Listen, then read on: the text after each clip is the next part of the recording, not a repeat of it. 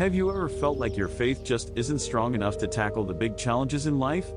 You're definitely not alone, and it might be time to rethink what having faith really means. Faith is often described as a powerful force that can move mountains, but what does that really mean? In the Bible, Jesus compares faith to a mustard seed, saying that even the smallest amount of faith can have a profound impact. But what does that look like in our everyday lives? Is it really possible for our faith to make a difference in the face of overwhelming obstacles? In our culture, faith is often seen as a weakness, something that's only for the naive or the ignorant. But I believe that faith is what gives us the strength to keep going, even when everything else seems hopeless. It's the spark that ignites the fire of hope, the anchor that holds us fast in the storm. Faith is not about being perfect or having all the answers, it's about trusting in something bigger than ourselves, even when we can't see the way ahead. It's about holding on to hope, even when everything around us seems to be crumbling. I know what it's like to doubt, to feel like my faith just isn't strong enough. We all face those moments, don't we? When the bills are piling up, and we're not sure how we're going to make ends meet. When our relationships are struggling, and we're not sure how to fix them. When we're faced with health crises, and we're not sure what the future holds. It's easy to feel like we're just not good enough, like our faith is somehow defective. We look around at others who seem to have it all together, and we wonder what we're doing wrong. We start to feel like we're just not cut out for this faith thing, that we're just pretending to be something we're not. But what if I told you that those doubts, those fears, those feelings of inadequacy are actually a normal part of the faith journey? What if I told you that even the strongest believers have those moments of uncertainty? It's what we do with those doubts that matters.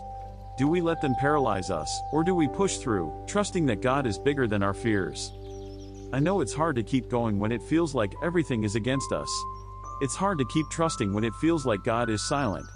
But what if we could learn to see those moments not as a lack of faith, but as an opportunity to grow, to stretch, to deepen our trust in Him? I want to share some stories with you that illustrate the power of faith, even when it feels small. I want to show you that it's not about being perfect, it's about being willing to take that first step, even when we're not sure what's going to happen next.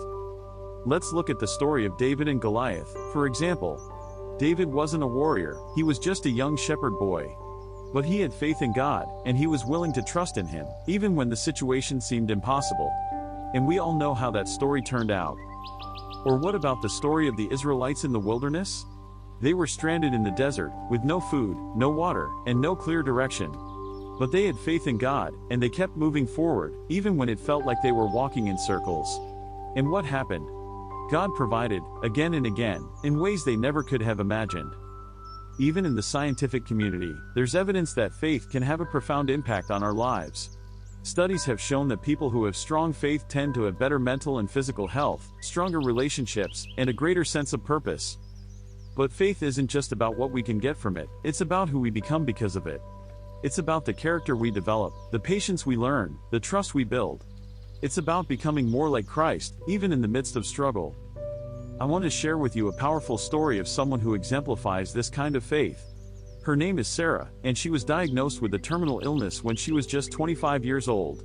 The doctors told her she only had a few months to live, but Sarah refused to give up.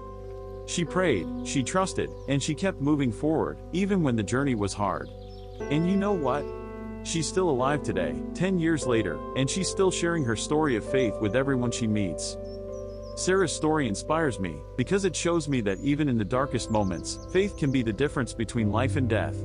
It shows me that even when we feel like we're at the end of our rope, God is still working, still moving, still guiding us towards His plans for our lives. So what can we take away from all of this? What does it mean to have faith like a mustard seed? For me, it means trusting in God, even when everything else seems to be falling apart.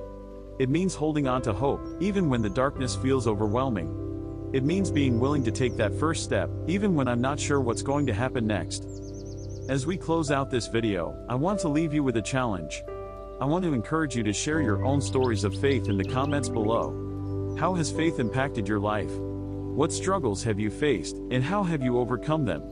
I want to hear from you, because I believe that our stories have the power to inspire, to encourage, and to bring hope to those around us. And if you're looking for more inspiring content, be sure to check out my other video on the power of gratitude. Thanks for watching, and I'll see you in the next one.